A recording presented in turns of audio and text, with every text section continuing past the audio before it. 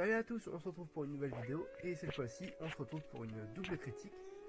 Une double critique parce que nous allons parler à la fois de Werewolf by Night et du spécial Guardians Galaxy de Noël. Donc du coup, prenez votre blaster et votre casque parce que c'est parti. On commence par Werewolf by Night parce que c'est celui qui est sorti le plus tôt des deux. Donc le synopsis est le suivant. Un groupe secret de chasseurs de monstres se rassemble au château de Bloodstone après la mort de leur chef et s'engage dans une compétition mystérieuse et mortelle pour une relique puissante, qui les amènera face à face avec un monstre dangereux. Pour les personnages du téléfilm ou moyen métrage, je n'ai pas encore voulu l'appeler, nous avons Jack Russell alias Werewolf by Night, Elsa Bloodstone, Verussa, Ted Sallis alias L'Homme-Chose ou Man-Thing en anglais, Billy Swan, Linda, Joshua Chowan, Jack Gomez, Simon, Ulysse Bloodstone, enfin on a juste sa voix, et nous avons aussi la voix d'un narrateur. Et donc du coup, c'est tout. Donc le résumé détaillé du film est sûr. Depuis des siècles, les chasseurs de monstres agissent dans l'ombre afin de protéger l'humanité des dangers que représentent ces créatures surnaturelles. La famille Bloodstone est l'une des plus respectées dans ce domaine. Ulysse Bloodstone, le plus grand chasseur de monstres du monde, a été en possession pendant plusieurs années de la pierre de sang, un artefact puissant capable de contrôler toute menace surnaturelle. De nos jours, Ulysse Bloodstone est décédé et sa fille Elsa a renoncé à suivre son père dans ses actions et a été absente pendant de nombreuses années. Afin de rendre hommage à Ulysse, son ancienne amante, Verussa, décide de réunir tous les plus grands chasseurs de monstres de la planète, dont Jack Russell alias Jack Russell dans les pavillons de chasse d'Ulysse. Elsa se présente tout de même à la cérémonie malgré ses différends avec Verussa, qui a très mal pris sa trahison entre guillemets. Grâce à un message laissé par le corps de sans vie d'Ulysse, les chasseurs apprennent qu'ils doivent s'entretuer et affronter l'homme-chose dans le labyrinthe, Man-Thing du coup en VO, afin de déterminer qui est capable de récupérer à lui seul la pierre de sang et d'en être le prochain détenteur. La gemme sera également accrochée au dos de la créature. Après le début de la chasse, Jack et Elsa sont tous les deux pourchassés par deux chasseurs. Après avoir tué un des chasseurs, Elsa se retrouve finalement enfermée avec Jack. Jack révèle à Elsa qu'il n'est pas un chasseur de monstres et que son but est de libérer l'homme-chose, Man-Thing, qui porte le nom de Ted et qui est son ami. Elsa réussit à trouver le moyen de sortir et fait un marché avec Jack. S'il réussit à libérer Ted, il devra lui donner la pierre de sang. En retour, Elsa parvient à attirer Ted vers Jack. Jack et Elsa réussissent à détruire des murs du labyrinthe grâce à un explosif.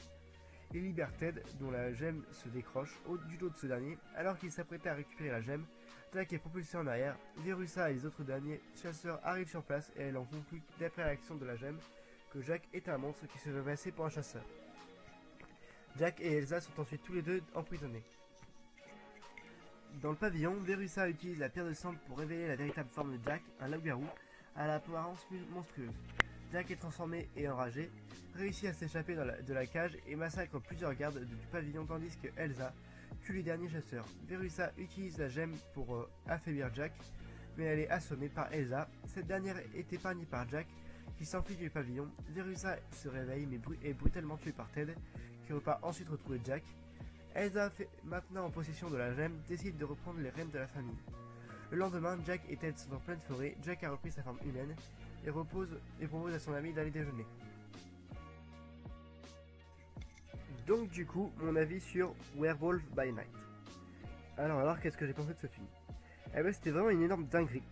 Vraiment Marvel nous a fait super plaisir et avoir regardé la communication secrète tout au long de la production et tout, c'était vraiment un coup de maître. Je lui ai donné un note de 9,5 sur 20, sur 10, ce qui correspond à excellent. C'est vraiment génial, genre le style graphique et tout, c'est trop beau. Et puis ça se voit que ça n'a pas demandé énormément de problèmes de FX parce que ça n'a pas dû demander trop de FX justement. Et voilà, donc c'était super bien, un super film à voir et voilà. Enfin, long mini-métrage, mais bon, c'est pas grave. C'était vraiment génial. Et donc du coup, combien il est dans mon classement du coup? C'est ça la question. Et ben donc du coup, je vais vous répondre tout de suite. Sachant que sur 28 films, il est à la place numéro 14. Ça c'est pour mon classement des films de 2022. Et pour mon classement Marvel, d'ailleurs je vais bientôt faire une vidéo parce que c'est la fin de la phase 4. Avec la sortie du coup de ce film du film dont on va parler juste après. Donc dans mon classement de la phase 4, il est 23 sur 39, sur 40. C'est pas mal, pas mal, pas mal. Mais bon, on va désormais passer au Gardiens de la Galaxie spécial Noël. Donc c'est parti. On commence par le synopsis de ce spécial Noël des Gardiens de la Galaxie. Donc après avoir combattu aux côtés de Thor, les Gardiens de la Galaxie sont sur Knowhere. Peter Quill, toujours à la recherche de Gamora, est déprimé. Pour lui remonter le moral, Mantis veut fêter Noël comme il se doit et souhaite lui offrir un beau cadeau. Avec Drax, elle se rend sur Terre afin de kidnapper l'acteur Kevin Bacon, vedette du film Footloose que Peter adore depuis l'enfance. En personnage, nous avons Mantis, Drax le Destructeur, Peter Jason Quill alias Star-Lord, Nebula, Groot Rocket, Kraglin Hobfontery. Nous avons aussi Kevin Bacon, Cosmo, Yondu mais pour plutôt une version animée. Nous avons un groupe de musique sur Nowhere. Après, je n'arriverai pas à prononcer les noms. Et sinon, c'est tout. Voilà. Ce sont les personnages que nous avons dans ce mini court-métrage, moyen-métrage, comme vous voulez. Désormais installés sur Nowhere, qu'ils ont racheté au collectionneur, les Gardiens de la Galaxie se rendent compte que sur Terre, Noël approche à grands pas. Après avoir entendu une histoire selon laquelle Peter Quill n'a jamais pu fêter Noël depuis qu'il a été récupéré par Yondu sur Terre, Mantis et Drax souhaitent se rendre sur Terre pour amener Kevin Bacon, acteur que Peter adore, sur Nowhere, dans le but de l'offrir en cadeau à Peter. Ils croient tous les deux que Bacon a vraiment sauvé le monde en dansant.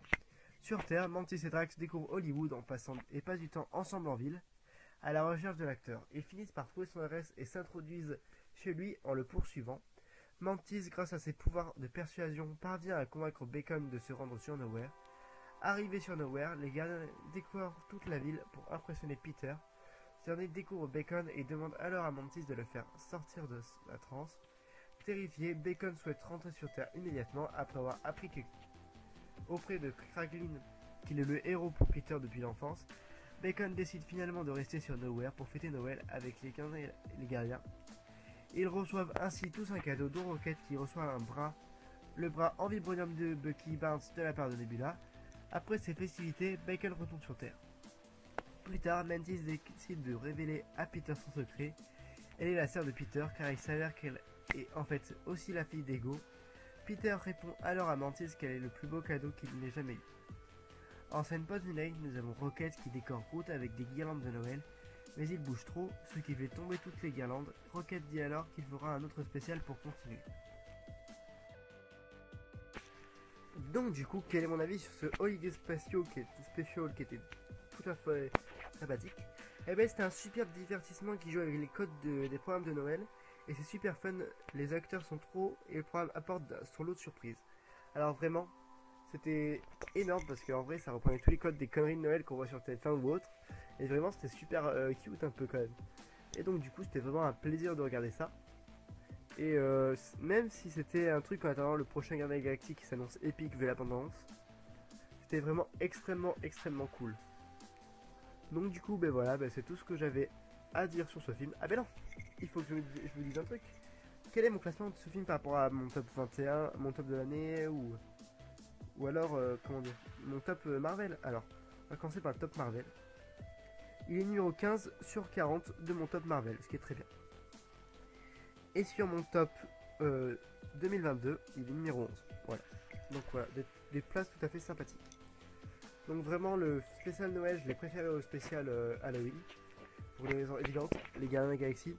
Et la musique était incroyable. Surtout la musique d'entrée, enfin pas d'intro, enfin oui, justement d'intro. Qui était super chouette, genre, je ne sais pas ce que c'est Noël, c'est incroyable, c'est trop rigolo. Voilà. Bon c'est tout ce que j'avais à dire pour aujourd'hui, on se retrouve très bientôt pour une nouvelle pêche aux infos Disney. Bye bye.